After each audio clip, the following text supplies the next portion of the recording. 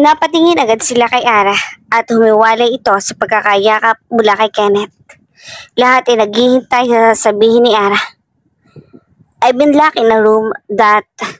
Putol-putol na nahihirapang sabi ni Ara na hindi niya mawari na nahihirapan siya na ewan. Ara, wag mong pilitin ang sarili mo dahil makakasama sa'yo yan. Sabi ng tita ni Kenneth pero umiling lang si Ara. No, gusto ko nang sabihin. Kinulong niya ako sa isang kwarto na kung saan kasama ko ay puro patay.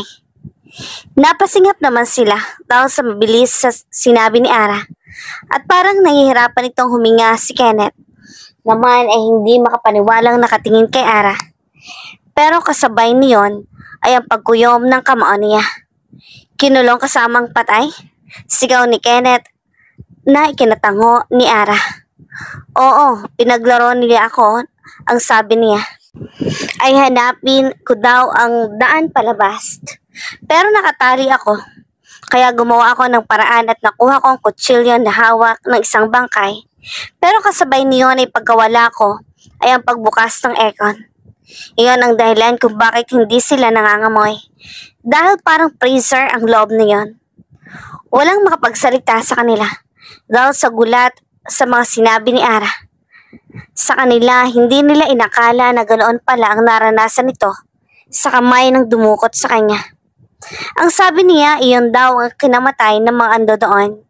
Hindi sila namatay sa gutom o ano paman dahil namatay sila sa lamig.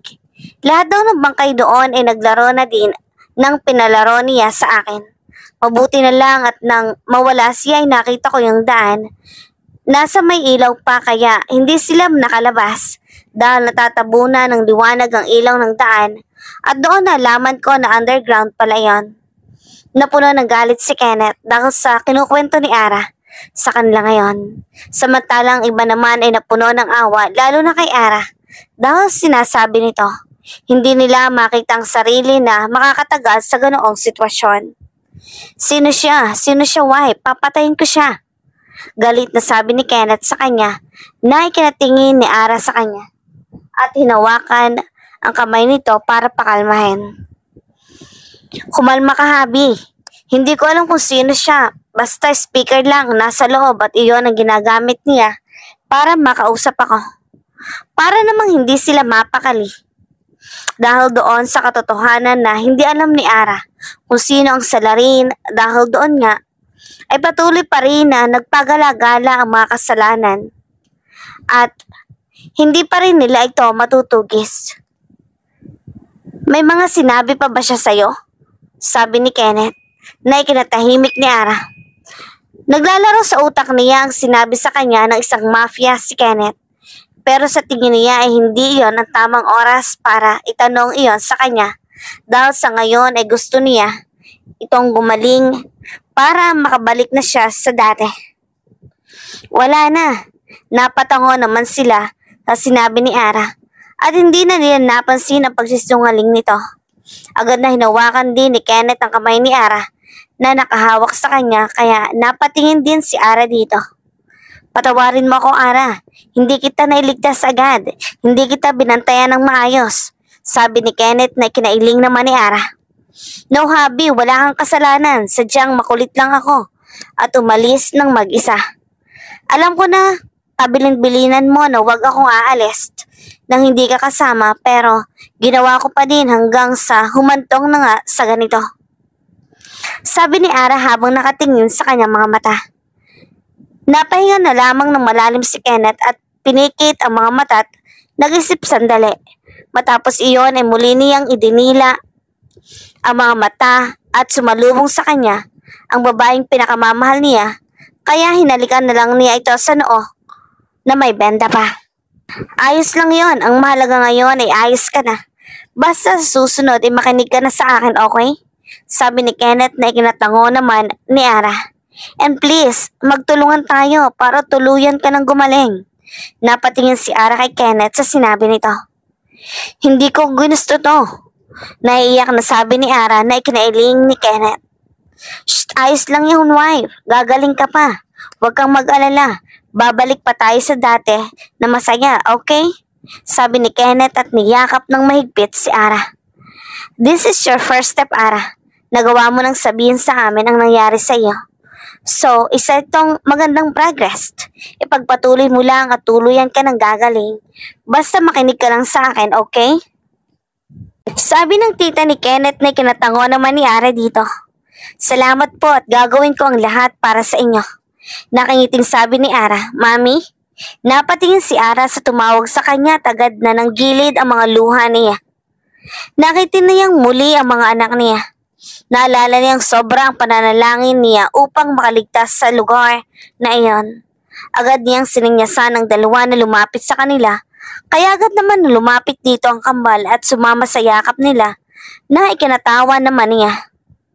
Namiss ko kayo babies, sabi ni Ara at dinama ang yakap ng mga anak niya. Miss na din kita mami, sabi ni Addison. Alalang-alala po kami sa iyo mami sobra. Sunod na sabi ni Aiden. Huwag na kayong mag-alala mga anak, ligtas na si mami.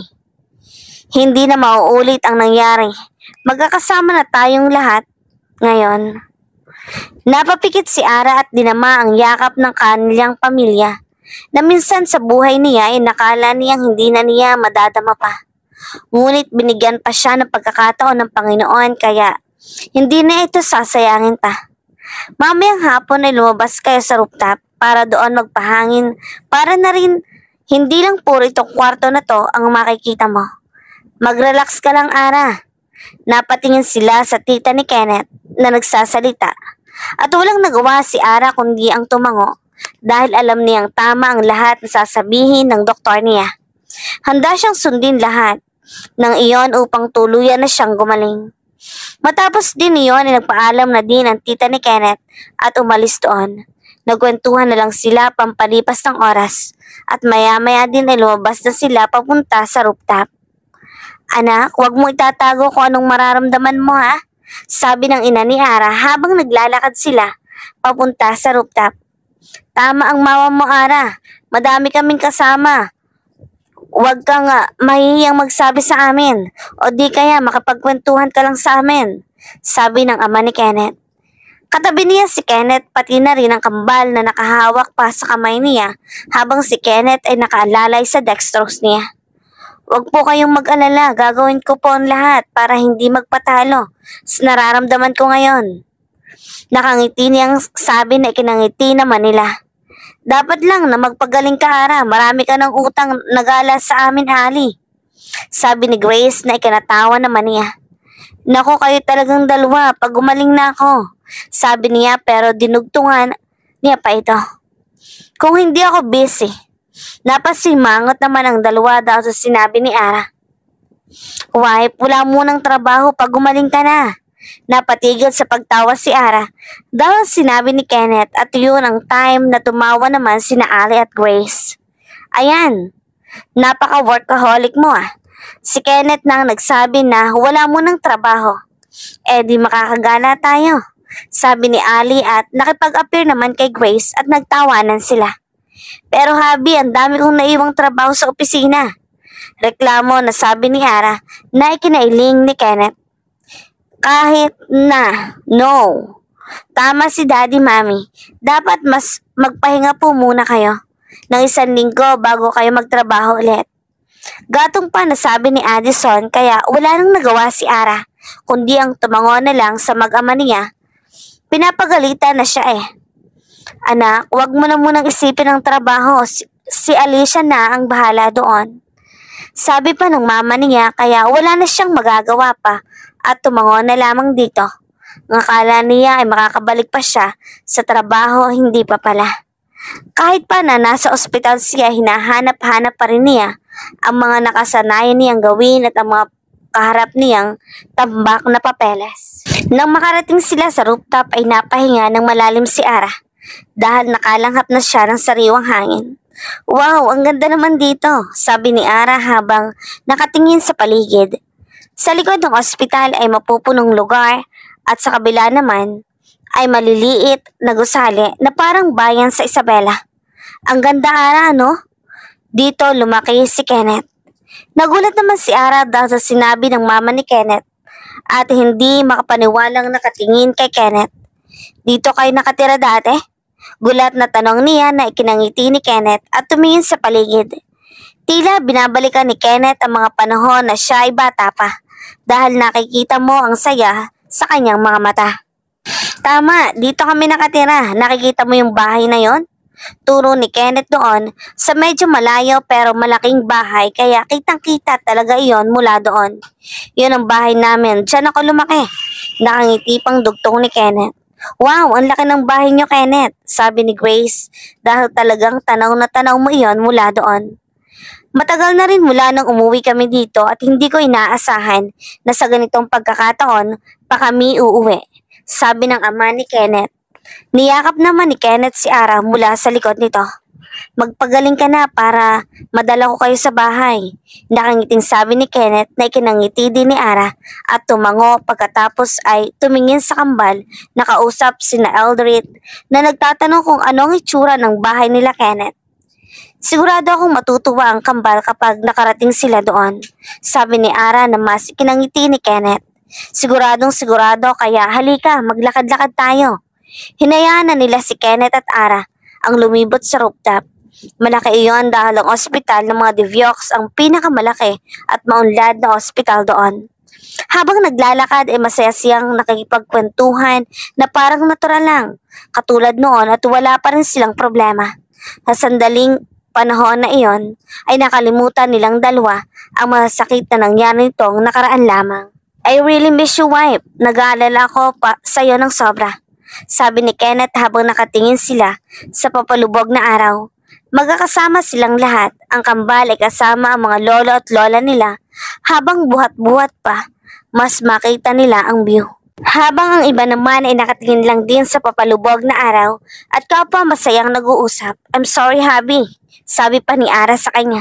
It's okay, hindi ko nahahayaan na mawala ka pa sa akin dahil di ko kakayanin, sabi ni Kenneth habang nakatingin sa mata ni Ara. Ako din, ayoko na malayo kayo sa akin kasi mahal na mahal ko kayo, kaya sikapin ko na gumaling agad, sabi nito na ikinangiti ni Kenneth at hinalikan siya sandali at inilapit ang labi sa tenga niya at bumulong. Tsaka susundan pa natin ang kambal, agad na namula si Ara sa sinabi ni Kenneth at agad na pinalo ito, kaya tawa ng tawa si Kenneth. Puro kamanyakan talagang naisip mo, sabi niya dito na mas lalong ikinatawa ni Kenneth. Hindi kaya, matagal ko nang gusto yun, sabi ni Kenneth kaya inirapan na lang siya ni Ara. Matapos nila sa rooftop ay bumalik din sila agad sa kwarto at andoon ang mga pagkain dahil umorder na sila para sa dinner nila. Masaya lang silang kumakain habang nanonood ng movie na nirequest ng kambal na action movie at natatawa pa nga sila dahil ginagaya pa minsan ng kambal ang ginagawa ng mga nasa palabas. Yung tipong nagbabarilan sila kunwari at nagbabatuhan ng mga papel na yun daw ang bomba at kung ano-ano pa. Boss, mukhang may future ang kambal sa org, sabi ni Lucas na kinangiti lang ni Kenneth. Hanggat maaari ayoko na sana sila na ma-involve sa mafia world. Pero wala akong magagawa dahil sila nga ang mga anak ko. Mamamana at mamamana nila to, sabi ni Kenneth at muling bumalik sa higaan kung saan ando doon si Ara. Nasa maliit na kusina kasi siya at pumunta doon si Lucas para kausapin siya.